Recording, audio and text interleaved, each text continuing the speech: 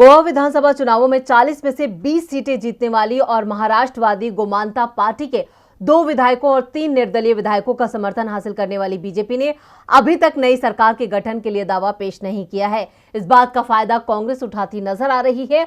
गोवा में बीजेपी को सत्ता से दूर रखने के लिए कांग्रेस सभी विकल्पों पर विचार कर रही है। देखते हैं ये रिपोर्ट। गोवा विधानसभा चुनाव के नतीजे 10 मार्च को घोषित हुए थे।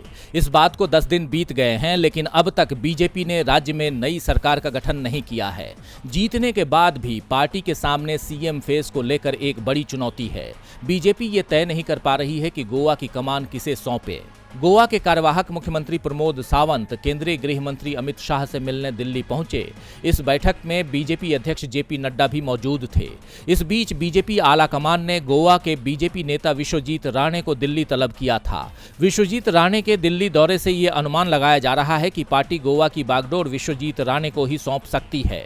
पार्टी सीएम फेस से पर्दा उठाने में देरी इसलिए कर रही है क्योंकि बीजेपी को पार्टी में चल रही अंदरूनी कलह का डर सता रहा है और इस मौके का फायदा कांग्रेस बखूबी उठा रही है। गोवा में बीजेपी को सत्ता से दूर रखने के लिए कांग्रेस हर संभव प्रयास कर रही है।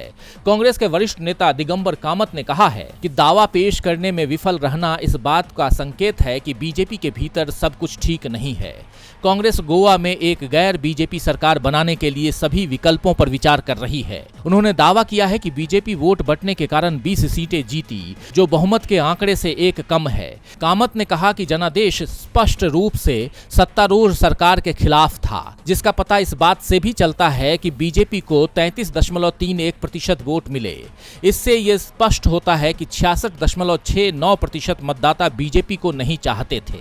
हम सभी गैर बीजेपी विधायकों से अपील करते हैं कि वे अपने विवेक का इस्तेमाल करें और ये सुनिश्चित करने के लिए कदम उठाएं कि गोवा के लोगों को पूरी तरह से गैर बीजेपी सरकार मिले। इतना ही नहीं, दिगंबर कामत ने दावा किया है कि बीजेपी के कई विधायकों ने कांग्रेस से संपर्क भी किया है और कांग्रेस से सरकार गठन में नेतृत्व करने का आग्रह किया है। कांग्रेस के इस दावे ने बीजेपी की नींद उड़ा दी है, लेकिन अब यह देखना दिलचस्प होगा कि क्या बीजेपी जीतकर भी हार जाएगी गोवा की बाजी। डीबी लाइव की रिपोर्ट।